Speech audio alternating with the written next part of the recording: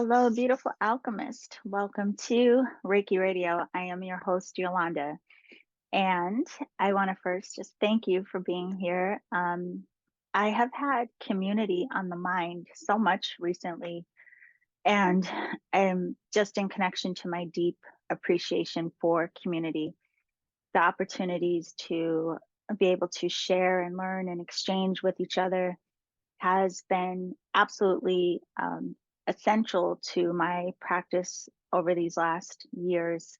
And yeah, so just wanted to thank you sincerely for being here.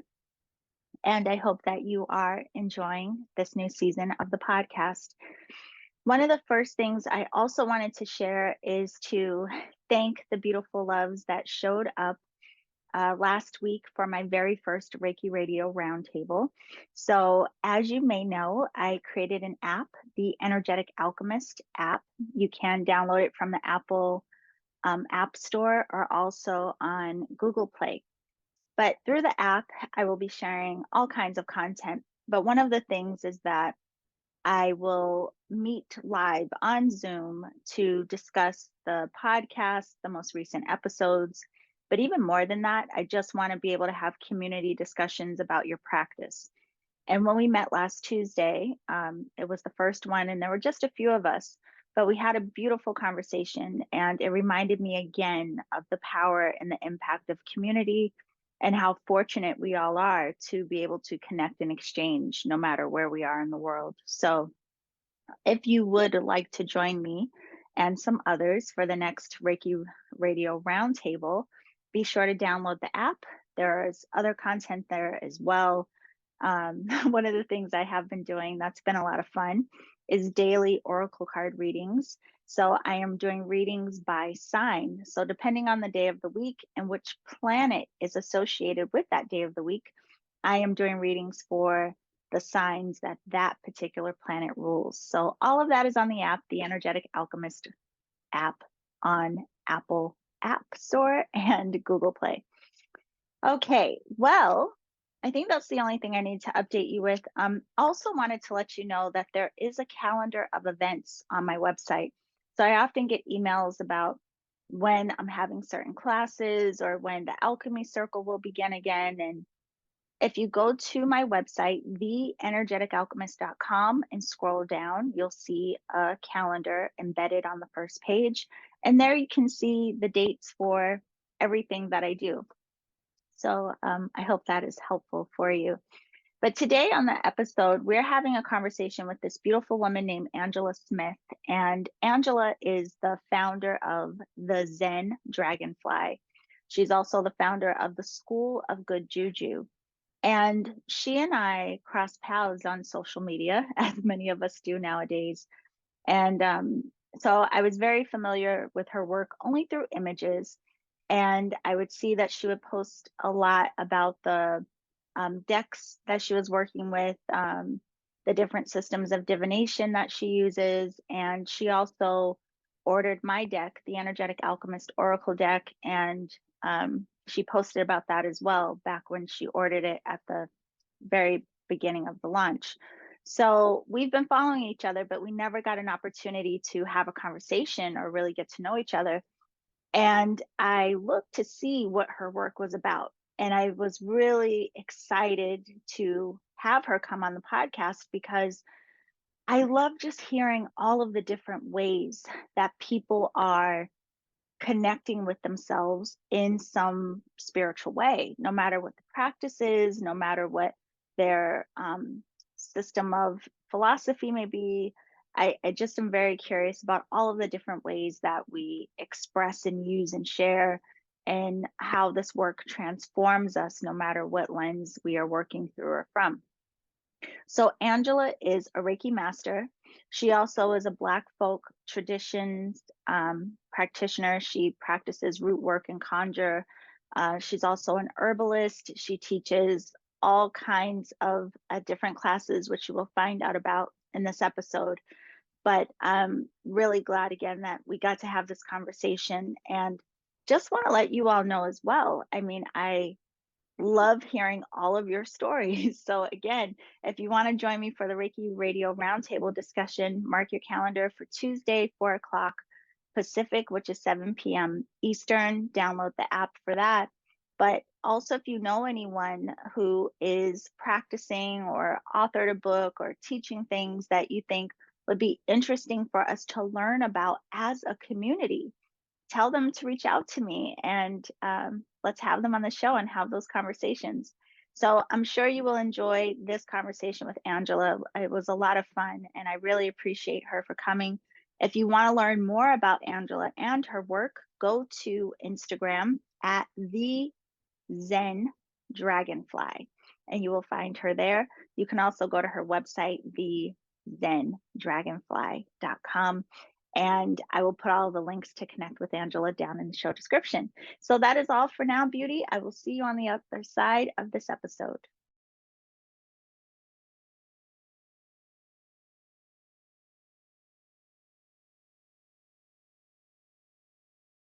Okay, everyone, we are here today with the beautiful Angela Smith of the Zen Dragonfly and founder of the School of Good Juju.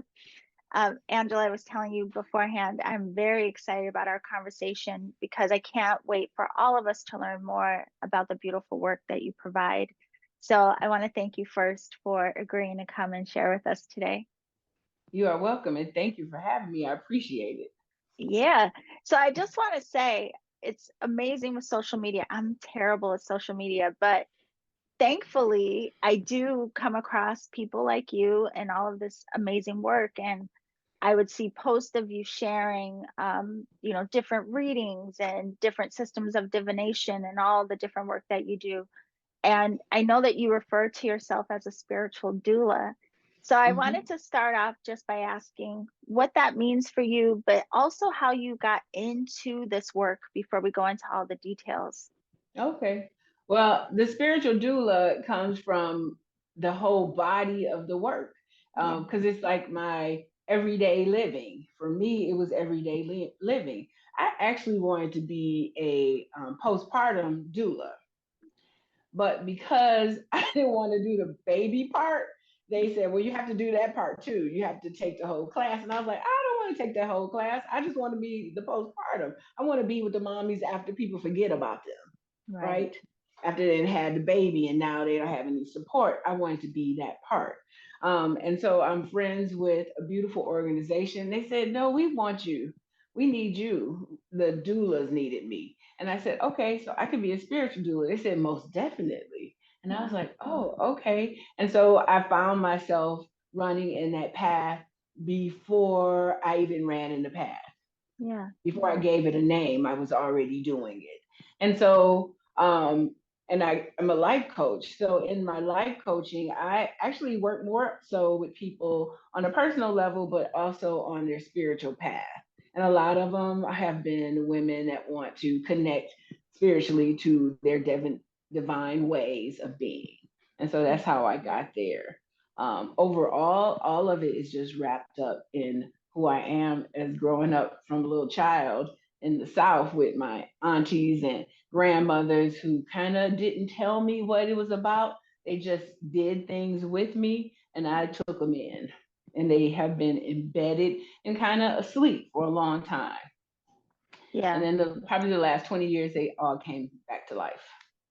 Wow. Okay. So first of all, so it sounds like you had this opportunity really to be of support for the doulas themselves. Is that Mm-hmm. how you, yeah, that's amazing. Because I think a lot of times we don't even consider the impact on those that are supporting others. So that had Oh, to for be sure. a phenomenal experience. But even Mm-hmm. you mentioning about being around your family and maybe not knowing exactly what was being done, but you can't help but be touched by and absorb all that you're taking in. So could you talk a little bit about then how you grew up and how that contributed to your lens and practices of spirituality now? Yeah, so I am from Anniston, Alabama, a little bitty town, probably like 2 hours away from Atlanta, and then probably 2 hours, maybe an hour and a half away from Birmingham. I grew up there. I was born there, but didn't live there all my time. but I moved back to the South, and then always went to see my grandparents. I would just stay with them on the weekends while I lived in Georgia. For me, growing up was freedom, a lot of freedom. We had land and properties, 3 houses in a row on some land on a hill, and I just got to do. And I was the first. I don't want to say it out loud, but the first grandbaby of my grandmother's favorite child, and Mm. she had 5 boys, and my father was her favorite. And so for me, and I think, well, when I think about, I am the oldest out of all the grandchildren. No, I'm not. Just out of my father's. And so just the fun that I had as a little person and those memories that started coming back to me like over time. And it was because I feel like when we are connected to religion, organized religion, there is some restraints put on us. I was a fully grown person when I realized what those restraints felt like. As a child, I'm doing what my parents want me to do. I was a good Lutheran little girl, Baptist little girl. And so I did the things that they wanted me to do. I think I was 30 when I realized that's not me. Like, this is not me. I see the racism in it. I see the overly machismo in it. And I didn't see the goddess in it. And I said, I gotta go. And so I started to remember my grandmother's and my aunt's ways. And they come to me on a regular basis. They show up and they were telling me and showing me, and other people were telling me, there's some people in your family that practice like this. And I was like, really? Because it came so naturally to me. And so I always say to people that my spiritual practice is how I live. It's not something that I do to connect. It is how I live every day. I live like this 365 all the time. Even in the smallest way of washing my hands and washing my face and then get in the chair and sit with my ancestors and say, okay, so this is the assignment for today. Y'all ready? This is what we got to do. Yeah. Right? In the smallest ways, connecting to them, but also connecting to the overarching vastness of what the divine is, which is pretty much probably goddess, Yeah. right?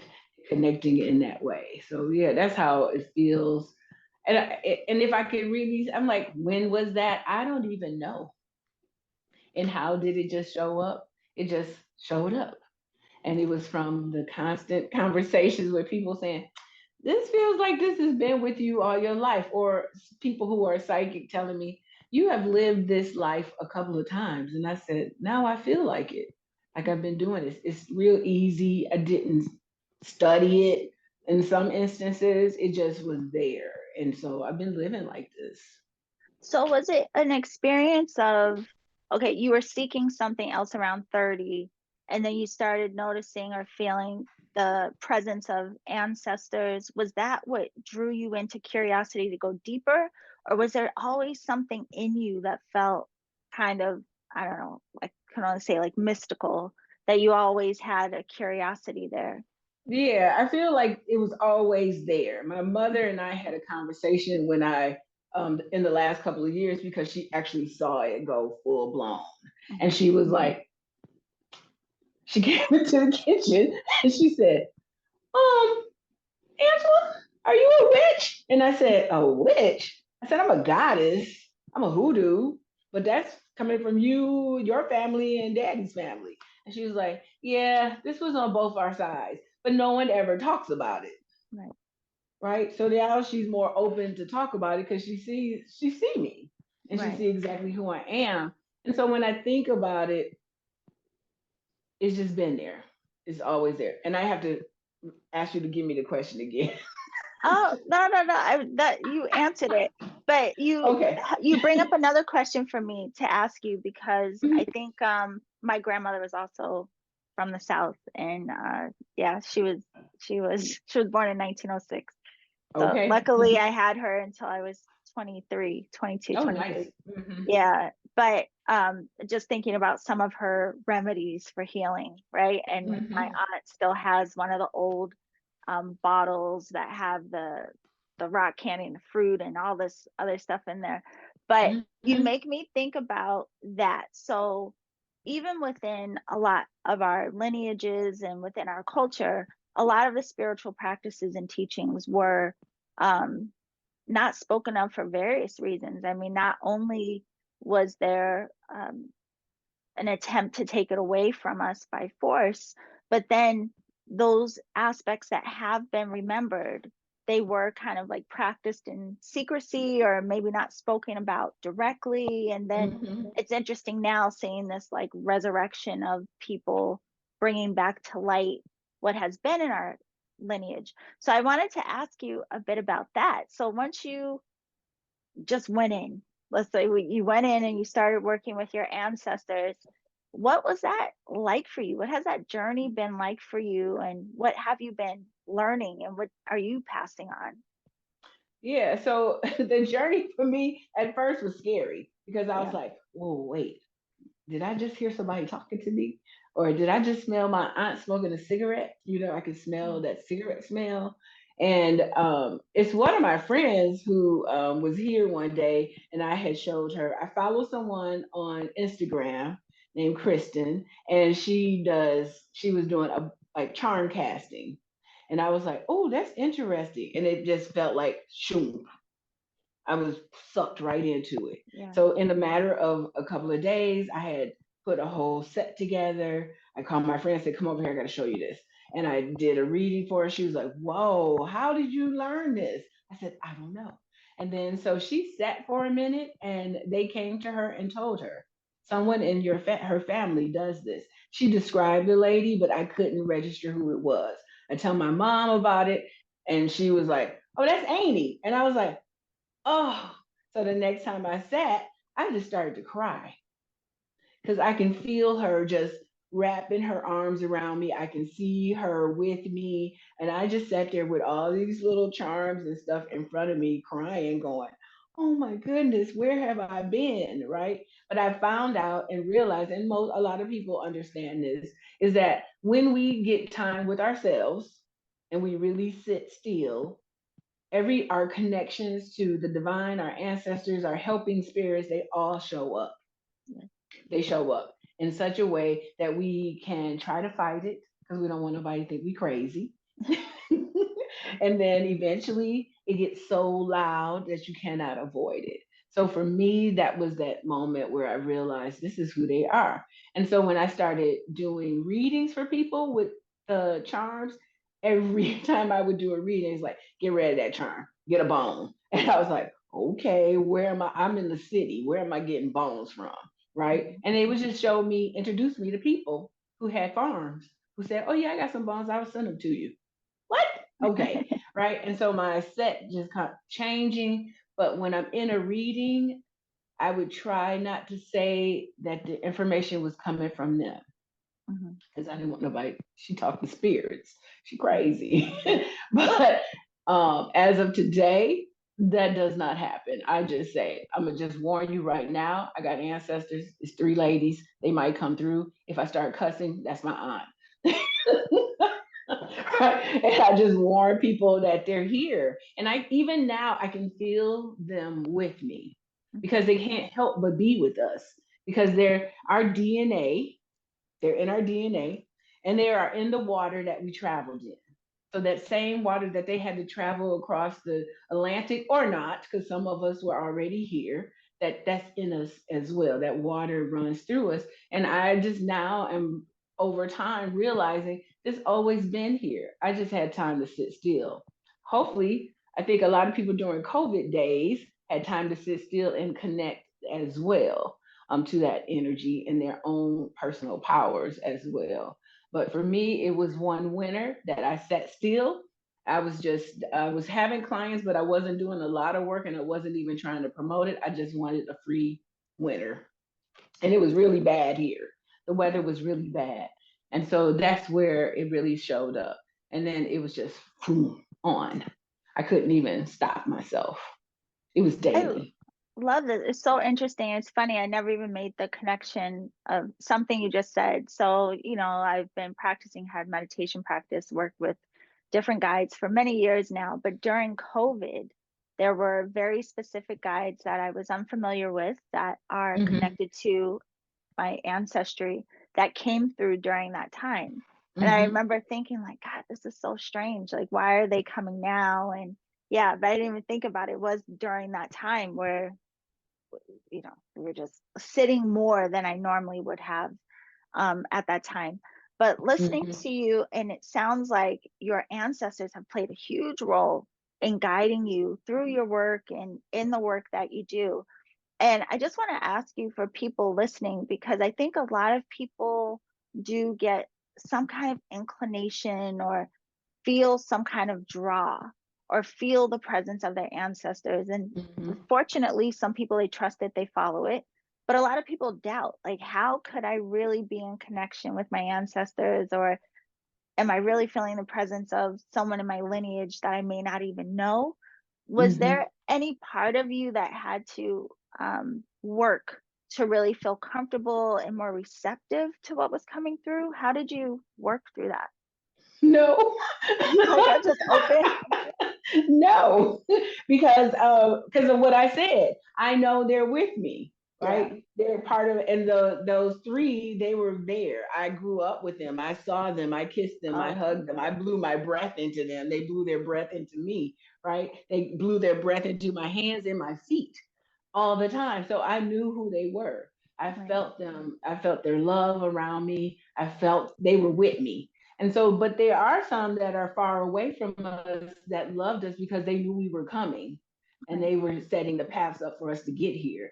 And so the invitation is always to venerate the ancestors, set something up for them so you can connect with them. But it does take us sitting still, so we can have those experiences where you go, I thought I heard Aunt May talking to me, right? And I was like, all of a sudden I felt this warm embrace. And so we go, ooh, this is scary, right? And so, but it's because of our background with organized religion that says you're not supposed to talk to the spirits. But we should talk to our spirits. That is really what made us be right here, right now. We should talk to our ancestors. So it's a matter of, what do you believe? I can't make you believe in them, Mm-hmm. but you have to decide where you are in this to say, I felt that. I felt this warmth. I felt this love. I felt this energy. Because there's other things that can call us as well than our ancestors, hence deities, orishas. Right. People easily adjust themselves to the orishas without even having a direct connect to them, even though they are correct connected divinely, right? And so we have to just be open to those experiences to be able to say, these are my people, right? These are my people. And we will find that you can ask the question, are you Right. for me? That's the Yeah. best thing to do, is to ask the question. And once we get that yes or we get that no, we go, okay, well, if it's no, then I'm going to leave you alone. Right. Yeah. And if we get that yes, then it's on. Let's do this. Right. How do I need to do this for you? Right. Yeah. Well, I Mm-hmm. have to ask you this too, because I know people listening are probably like, wait, wait, wait, go back to what she said. Because you did mention reading charms and bones. And Mm-hmm. so I wanted to know if you could talk a little bit about that system of divination and how that may be different or similar to using cards like tarot and oracle. Yeah. And so I don't even know where this came. So charms were all these little man-made pieces, mostly Mhm. metal, and they're manufactured. And they all had, so a house would be the house you live in or whatever you assign it. But it's also things that you found, a old little ring that you held on to. So now we are looking at what is love or marriage or loving ourselves or whatever you assign it. The over time, you assign everything, you assign what it means. But if we look at divination from its very beginning without these man made pieces, it was mostly animal bones. So think of cultures where they would burn a scapula of an animal over a fire to look and see what the burnt parts looked like, to tell them where to travel to next or where was the food. So that was a way to divine. When we look at indigenous black people here in this country, we look at how they use chicken bones and cowrie shells and nuts and roots to divine with, to tell the story, because for us, tarot didn't really exist at that time. What did exist maybe over later on after slavery was playing cards, which was accessible and it was entertainment. So people would start using playing cards to divine with. Later on, when we get deeper into root work and conjure, here comes tarot, right? So now we like 1900s, 40s, where people are starting to divine with tarot, because now they got a little bit more access and they probably have a little bit more money where they might want to buy a deck. But before then, we weren't divining with tarot. Tarot didn't even exist in this country yet. And so for us, it always has been maybe a chicken bones and, like I said, cowrie shells. And we know that in ATRs and African traditional religions, divining with bones and cowrie shells and nuts and roots have always been part of the culture. Things that luckily still traveled back to this country. And so that's where it came from. But for me, it was assigning each item to have their meaning. So because I was reading tarot and looking at oracle cards, it was easier for me to assign stuff kind of relating to tarot. Right. Because we know that tarot is a psychological journey of a person's life. So I can relate some of these bones to that. And over time, some of my bones told me, paint me. So I would paint them chakra colors. And then they would come out in my casting as, oh, we need to work on your root chakra. Yeah. Right. And we need to work on your heart chakra, because I had a green painted bone. I would have a black bone, meaning death, like a transformation is happening. And so when it relates to tarot, for me, it is based on some things in tarot, but also how would I relate to somebody? How would this bone look if it's laying on top of this? And a lot of it is intuition and intuitive. It's not even really, you can get a book, and Michelle Johnson is probably one of the best books that I found on bone divination. But then you still are going based on what you know to help you divine that. Where tarot is a system where it's laid out. They tell you, if you get 4 of Swords, sit your ass down. Right? Take a break, but be ready to go, right? And you know that's what that card means. So any deck that you pull that's kind of like a clone to the original Rider-Waite, you know that when you pull that 4 of Swords, you know what it means out of any deck that you have. But when it comes to bone, that's dependent on each reader, how they're going to interpret what they have laid out. Some people read with 50 pieces, some people read with just 10, but I think I probably got about 50 in mind, but I just grab a handful and then cast them. And so, and I actually do it more like a ritual than just pulling cards. Right. I mean, I do cards like a ritual, but not like I do these. Before my clients come, I have to sit with them. I clean them. Sometimes I put them in cornmeal, sit them outside in the sun. I bathe them. I talk to them. I pray over them, tell them this is the name of the person that's coming. And then I go into the reading. Once they get here, I do some ritual work with them, as centering and a couple of deep breaths to get them grounded down to be able to ask their questions. And then they breathe into the bones and then hand it back to me. So it is different, but not.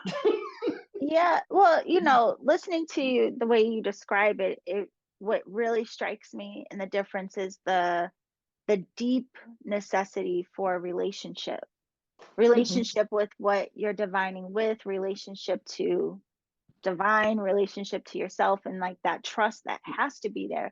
Because just like you're saying, for say tarot or oracle, for example, people can memorize the cards and they can just read based off of the given definitions.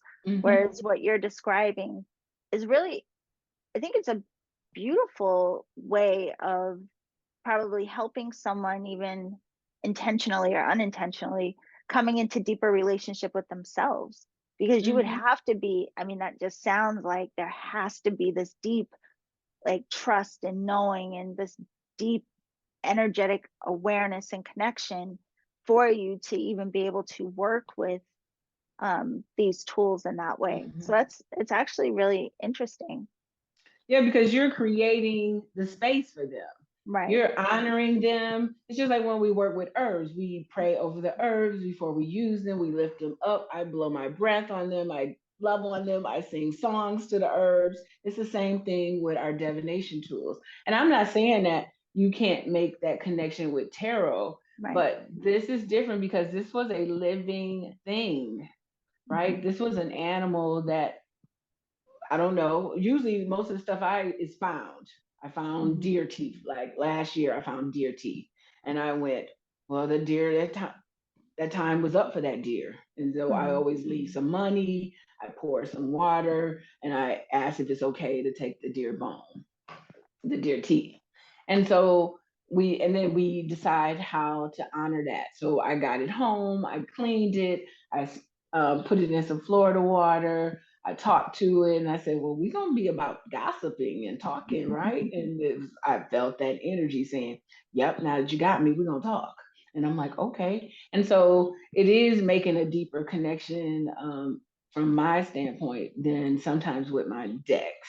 I love decks, so I have a lot. I even have your deck, you know. And Yes, yes. so, and so it is a kind of a different vibe, and it feels very earthly in connection. It also feels very old in connection because we know that's probably one of the first forms of divination for what we know, Mm-hmm. that we can see in front of us because a lot of things we can't see it. But yeah, I think it is a very deep connection that is made with them. Well, I have to ask you this too, because I know now, like as I mentioned in the beginning, you have the School of Good Juju, and Mhm. you have this beautiful business, the Zen Dragonfly. What inspired you then to want to share your work and support people? What is the goal of the school, and what is it that you teach there? Okay. So um, when I was out loud practicing, because I wasn't before, I was quietly doing my thing and I would tiptoe around stuff and make a post, but I wouldn't say what it was about. I just wasn't showing up. I wasn't showing up. And one day I was sitting with my cards and I heard my grandmother say, stop playing. You can't keep doing this. You need to show people who you are. And Yeah. I was like, so I made this massive post on Facebook because I said, I can't be this way anymore. I have to show up. And that's when it started. And then people would constantly message me, asking me questions. And I was like, oh no, oh no. Y'all not gonna keep asking me all these questions and y'all not paying for me? No, we're not doing that no more. And so, and I did it for the longest time till I realized, no, Angela, you can't keep doing this. So I had a friend who coached me through some business coaching, and she said, so Angela, what would you want to do? What would you, if you had this wild dream, what would you do? And I said, I would like to have a school that's based on all these practices that everyone is asking me how to do. And she was like, so why can't you? I said, because I don't want to teach. She said, excuse me, you want a school? I said, I don't want to teach. I want somebody to come and teach it.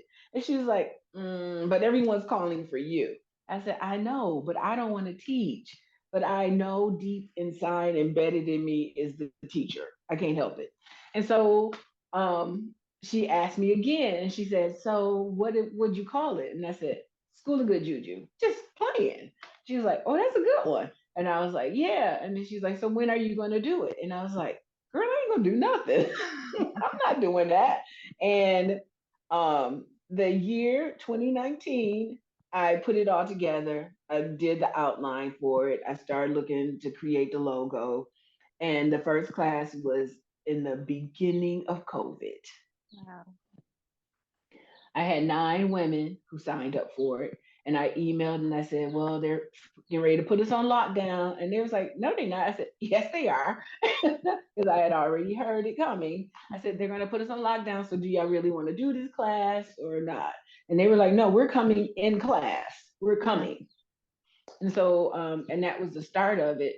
And it just has been going nonstop. Wow. Every other month, I would teach a class. And what I teach in the class is divination. So the first class is always about divination. So it's about how to divine the charms because I stopped curating bones. They have to curate their own bones. And then tarot, tea leaf reading, and pendulum work are the four main things that they teach, and they get all of these things as well. So they get a charm set, they get a tarot deck, they get a pendulum, and we do the tea leaf reading together, and actual tea leaf readings. And so that's the first one. And then they learn about candle work, how to do a candle, how to dress candles, how to put your intention into it, how to do your petitioning, how to do sigils, how to do a honey jar, water jars, a sour jar, um, how to petition to the ancestors, how to set up altars for ancestors for love and money, how to set those up, how to work with deities that may call you sometimes, because sometimes they do show up and call for you, and how to work with them, how to do their correspondence and everything that they need. And then it just chord now, as you know, the longer I keep practicing, the more stuff I learn. Right. So now it's cord tying, how to tie cords and how do you petition with cords. And so they learn a lot of stuff in a matter of 12 hours, but 4 hours a class in Yeah. 4 Sundays. It's a lot. It's overwhelming. And they make powders. Because, you know, a lot of times and what really caused me to do this part was we see so many people with product everywhere. You get this stuff and it sits. I don't know how to use it. Right? So you got this Jezebel. Someone bought some Jezebel oil from me. And she said, yeah, I bought it last year, but I haven't used it. I said, well, what good is that? I should tell you to bring it back and give it to me. You're not using it, right? And so I said, well, people need to learn how to use these oils too. But I also teach them how to make them as well. And then how you set your intention to into an oil, and then how do you use this oil? How do you use powder for foot traffic? How do you go to a crossroad? You know, all these things are wrapped up in that so you can be empowered in your practice, whatever it looks like. I always say, you know, take the meat and chew it and throw out what you don't want, right? You don't want that fat, throw it out. You don't want that bone, get rid of it. You might want to hold that bone. But just really giving people space to just be empowered and then find their lane that feels good for them. Some people in the divination section, they're like, my thing is a pendulum, and they end up loving working with a pendulum. Some people really like tarot and they like it like I do because of artwork. And that's why I buy decks. And so some people find that the tea leaf reading is, they like it, you know, and a lot of people don't really vibe with it for whatever reason. I think you got to get in child's mind state to get into tea leaf reading. And so it's just giving people opportunities in the space to ask me all those questions that they always ask me. And it also is give them space to be empowered to create a practice that looks like them. Because you hear so many people on TikTok and on Instagram telling people how you need to do your practice. And I don't do that. I say, this is how I do it. What would you do for yours? What feels good for you? Because that is really the way to practice, is doing what feels good for you, and it'll keep you in your practice. Because if you Yeah. try to stay, because what's the whole purpose of practice if we're going to get restricted by the whole thing that we left that was restricting us? No, that makes all the sense in the world. So there's two Right. things I have to ask you Mm-hmm. before we go to, because I mean, time just flies so fast. We still have Oh 20 my minutes, but goodness. time flies, I know. But I want to ask you one about Reiki. But before that, I have to ask you if you can clarify for people, um, mm, I don't want to say the meaning, but I think a lot of times when people hear the word hoodoo, they're freaked out. They're automatically like they go into fear. Even hearing about some of the practices and even the systems of divination that you've mentioned, like people, they freak out like, "Ah, what, Mm-hmm. you know? So Mm-hmm. could you talk a little bit about that and helping people that may not have any understanding understand what it really is? Okay.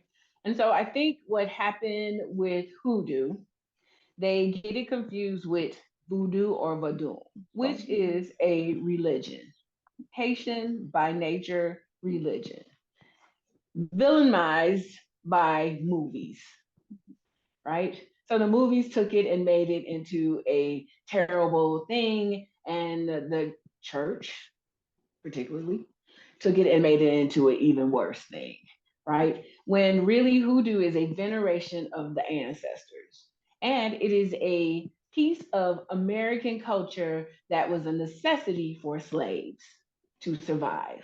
So here we are in America still trying to survive, right? And so this practice is brought on by survival and a celebration of our culture, right? And so it is not even, for the most part, not to harm anyone, but to exact our power that we have within us that was given to us by the ancestors. However, I will add this little piece is that the reason why we are still here is probably from those root workers, right? Because they exacted some of the vengeance that needed to happen against slave owners to keep a lot of our ancestors alive. Not only did they know about plant medicine to make a salve for someone who was almost whipped to death, but they also knew how to cure colic on a baby. They knew how to feed a family with herbs if they didn't have nutritional food to eat. They would find the herbs to help with the nutrition of a baby. And so these people were the ones that helped exact the things that we needed to see. So hoodoo is a practice. It is not a religion. And some people will say that it is, but it's not. It's a practice because each person that practice hoodoo, they all do it differently. Some people work with orishas. Some people are Ifa and they add that practice in. But for the most part, it is a practice. And some people will say that it should be closed. And I get it. I understand it. But it is a practice that keeps developing over time, every generation, and it keeps looking different. And as we grow with technology, that practice is going to look different. But I do believe at the core of hoodoo, it is the root of everything. And it is a veneration of working with our ancestors more than anything. It doesn't have to do with anything on the outside world. It's just within us and a practice that we have. Yeah. It is. It's fascinating to me to see how much, again, that I guess to say it's like coming from underground, like it's coming more, uh, even younger generations are connecting more with working with the ancestors and working with the older traditions. And I think it's just amazing to me that any of it has survived. I mean, more specifically here in our country. I mean, just the thought Mm-hmm. that any of it survived, um, in of itself is just, it's amazing. But I Mm-hmm. thank you so much for sharing that because I know a lot of people hear these things and they have a lot of negative connotation or Oh, for sure. misunderstanding. Yeah, I so mean, yeah, it's like tarot. mm. Oh, I'm not getting those cards read. You're gonna tell me I'm gonna die. Yeah, listen, I was nervous to try tarot for years too because of everything I heard about. I was like, oh, I don't know about that. The death card, the devil card, I don't know what those cards Oh, and now, I mean, those are some of my favorite cards. I love, it's interesting how much fear can keep us away from so much understanding. But in other news, I also wanted to make sure to ask you about Reiki because I know that you are also a Reiki teacher and practitioner. So how mhm. did that come into your life? How did this show up on the path? Yeah. So I had just got this house and this window right here. I had pulled it up and sprained my back. Mhm. So I go to this place that was like a holistic center. They had a Chinese medicine doctor, acupuncture, massage, Nia, yoga. They had all these things and a medical clinic attached to it. And Uh, so I didn't want to go to the medical clinic. So I said, I'm going to go to the holistic side. And the Chinese medicine doctor had prescribed herbs that he made into capsules for me for my pain. And then he said, I want you to made a prescription for me to go to acupuncture, massage, and Reiki. So I did the other two because I knew what they were. But Reiki, I didn't know what it was. So I did some research and I was like, this don't even sound right. And so, yes, I had some skepticism in me. And so I go to the session for the Reiki. She pointed out something that happened to me 2 years earlier that I had fell on a marble floor and twisted my ankle up. And to this very day, my ankle still bothers me. And she found it. And she said, well, I didn't find it. The Reiki did. And I was like, now that is something right there. That doesn't even make sense. But she knew what it was. I didn't tell her. And I can feel the energy flowing through me. And I was like, this is weird. And so I did a little bit more digging. And again, the signs showed up. I'm going into a bookstore that's getting ready to close. There's one book sitting on the shelf, and it was Diane Stein's Complete Reiki. And I looked around the store and I'm like, nobody gonna get this book. It's like on the shelf by itself. And Yeah. it's kind of like, hey, come on. And so I get the book and I started reading the book front to back and going, I gotta figure out where can I take this class? And I took the first level. On that very first level day, I was like, okay, can we do my level 2? Because I'm ready. I'm ready. And she was like, you are ready, but no, you cannot. With me, you have to practice for a year. And I was like, I do not need to practice. She was no longer my teacher. And I just went on from there. And so, and I'm that kind of person that, that Capricorn energy mixed with that Cancer, that have to go all the way. So I was like, I got to do this all the way. And I wasn't seeing a lot of Black practitioners in Milwaukee. And so I was like, I gotta find me a Black teacher, but I couldn't even find one. There were none. And so I said, oh, there's got to be somebody Black. So I did the Reiki master teacher level, and I've been doing Reiki ever since, probably 15 years. Yeah. Yeah. Mm-hmm. That is amazing. And I'm nodding because when I first started in all of this, every class I went to, everything, not just Reiki, literally everything I went to, there were really no people of color. I was pretty much the only one.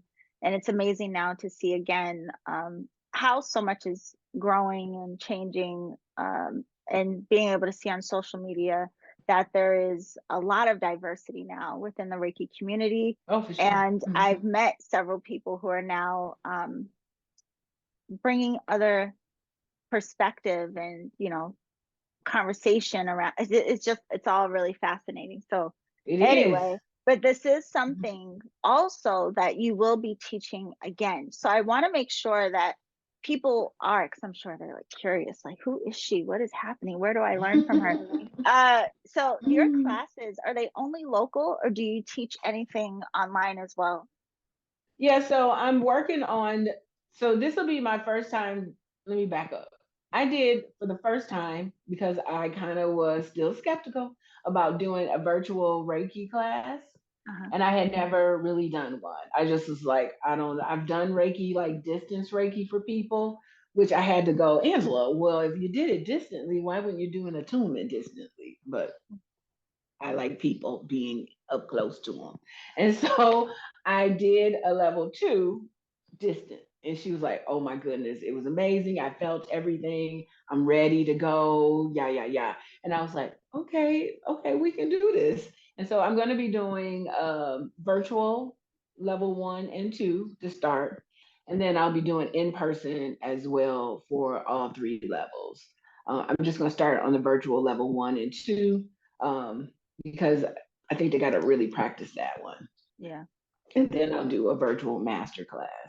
But for right now, everything is still in person except for those 2. And so those will be coming up in the spring months, probably April and May. I just have to set up my dates. Nice. Okay. And then the School of Good Juju, is that only local or? Right now, I'm a one-woman show. I don't have any. I gotta find me some people. I understand. It's so much. It is. It is so much. And I'm like, this is overwhelming. And people are like, I would come to lady in New York. She's like, I would come to your class if you would do it online. And I'm like, yeah, hold on. And I don't know if I want to do an online version of it. And that's what I'm going to be working on this year is having an online version, but it's still in person. And I think it's in person because I give so much stuff to Yeah. my students to have, and it's hands on, so they're making things as well. I've had people who drive to come to class, so as far as maybe 2 to 3 hours a drive that'll come up, and have had people come and stay at the house and get the whole class in a weekend. Yeah, yeah. So I've Well, had that. listen, maybe we'll have to talk offline and I'm going to talk you into it because it's doable. Because even this year, when I did well, I'm still in the middle of it actually, the Oracle class, I had to send boxes to everyone who's in the class because they were the same. Hmm. There were different elements that we would be using in the class. And I had to Hmm. mail out everything. Oh, I'm going to talk you into it. So everyone listening, be sure to check back frequently for Angela's upcoming events. I mean, but you do have the in-person School of Good Juju. You have Hmm. enrollment happening in March. So anyone who Yeah. is local in Milwaukee can absolutely check that out. But people Hmm. can also follow you online and you post a lot and you share different information about all the things that we've talked about and even more. Like we Hmm. didn't even get to talk about I wanted to talk to you about working with herbs. Maybe we'll Hmm. have to have another discussion one day because there's just so much to your work. And I wanted to talk to you about the power of ritual and working and Hmm. doing ceremony. So, all that said, can you, before we go, can you share some other elements of your work that you do provide and that you offer? Yeah. And so during COVID days, I had always said I wanted singing bowls to add to my Reiki sessions.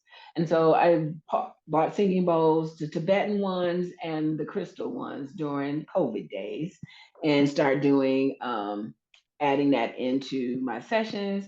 And so I started doing sound healing sessions with the singing bowls and tuning forks, and the chimes, adding those in, the pyramids, the copper pyramids. I just went crazy and started doing those sessions, with people as well. And I actually get ready to do a new session that's, with the biomat with the crystals in it. Yes. So I'm gonna add those sessions in as well. But I do shamanic, journey work as well. Um, and I love when people think that we shouldn't be doing drumming. You took the drum from us. We were born with a drum in us, and then you took it because you didn't like us communicating with each other. And so, I do shamanic, journey work with people as well. And then I do spiritual baths too. And I do a crystal session that's only for women. So I do that kind of work as well. Most everything is healing sessions, right? Yeah. Everything is healing sessions. Hmm. Well, I So have to yeah, ask you and this one last thing because I we're going to tell them how to connect with you too, but I want to make sure to get this in.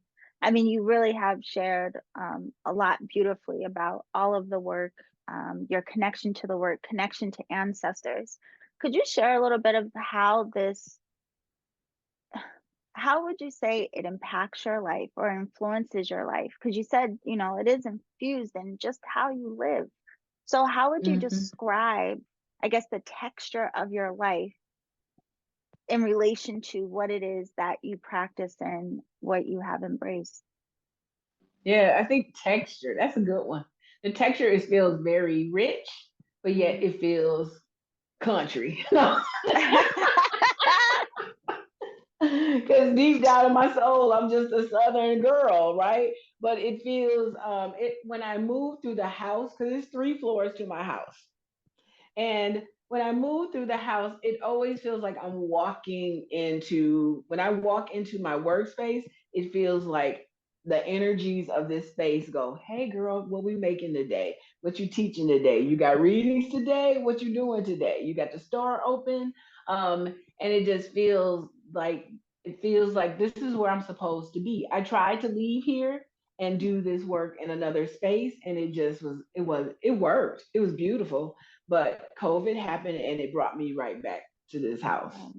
And I'm Yeah. happy to be here to do this work. It feels like this is the kind of house I need to be in. So I'm not in a brick and mortar per se, but it is the kind of space to do the work in. I don't know where I can do a spiritual bath at, Yeah. right? I need to be in a house. And so it feels, I feel like the house actually decided how this work would be.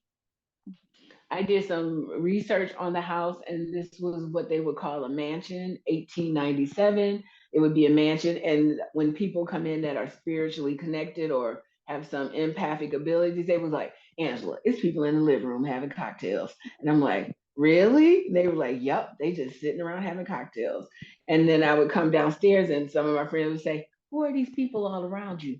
And I said, I don't know. Maybe they're my ancestors. She said, they are staring me down, or when people come in that are connected, they'll go, it's some things in here that's touching me. And they're like, wanna rub my hand and everything. So the house felt like it picked me Yeah. to be in it.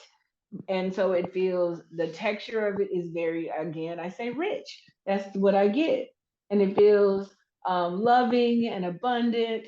And it has been home for family members and friends who needed a place. It has been an Airbnb.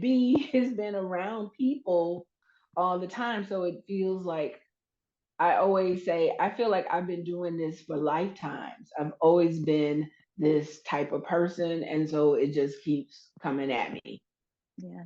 It just keeps coming that way. And I'm happy. This is my soul lane, right? This is the lane that I'm supposed to be in. And every time I want to stop or fight against it, this sucker punches me and says, get back up, get back in there. Yeah. It Yeah. don't do it lovingly. Mm-mm.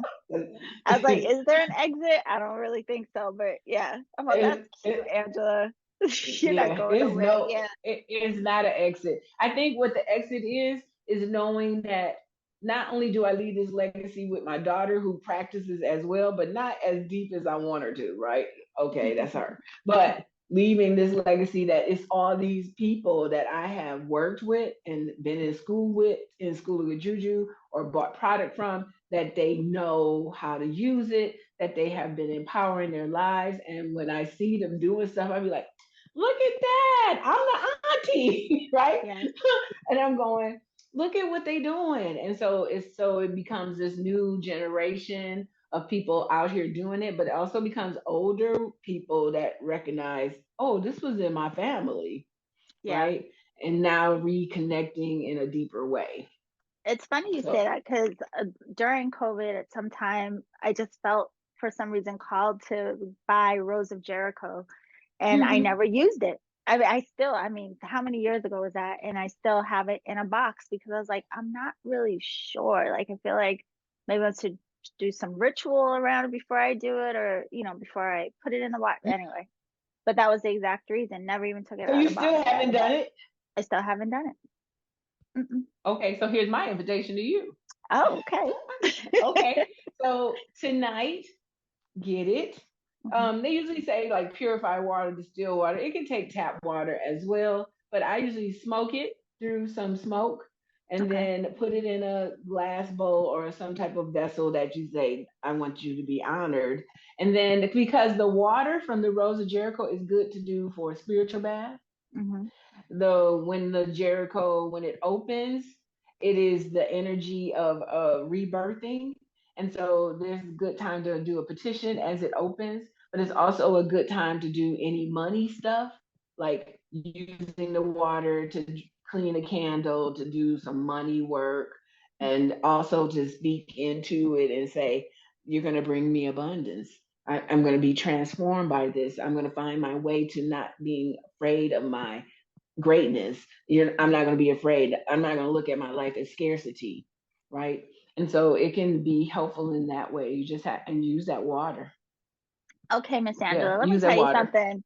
This Okay. conversation has been everything, but just that alone, I was like, now listen, that is right on time. Maybe that's why I've been holding it all these years. No, But really, because I do, I feel like I'm literally going through some rebirthing right now. And I was just literally thinking in the shower this morning, like, man, this is an Mhm. interesting, towering experience. I mean, it doesn't feel awful at all. It's just the awareness of it. Mhm.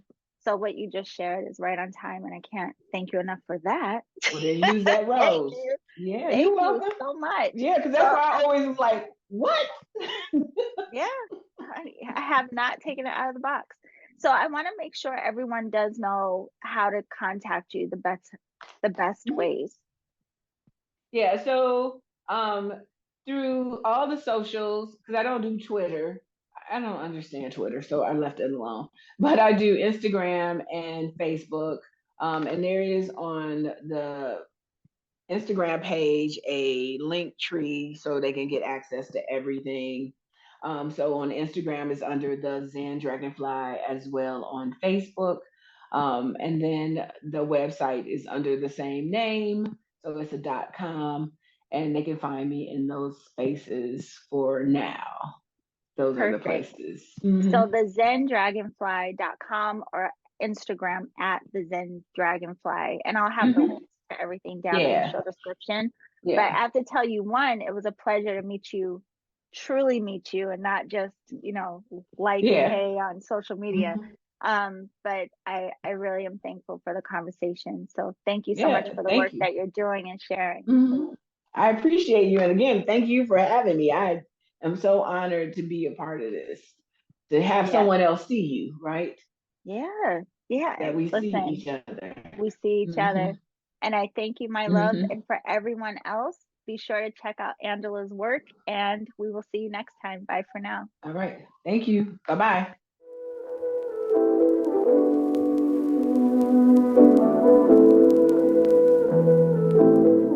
Okay, beautiful alchemist. I want to I want to first and foremost give a very special thank you, a huge thank you to Angela. Angela, thank you so much again for coming and sharing about your work and educating us. And if you want to connect with Angela, again, her website is thezendragonfly.com. You can also find her under the same name on Instagram.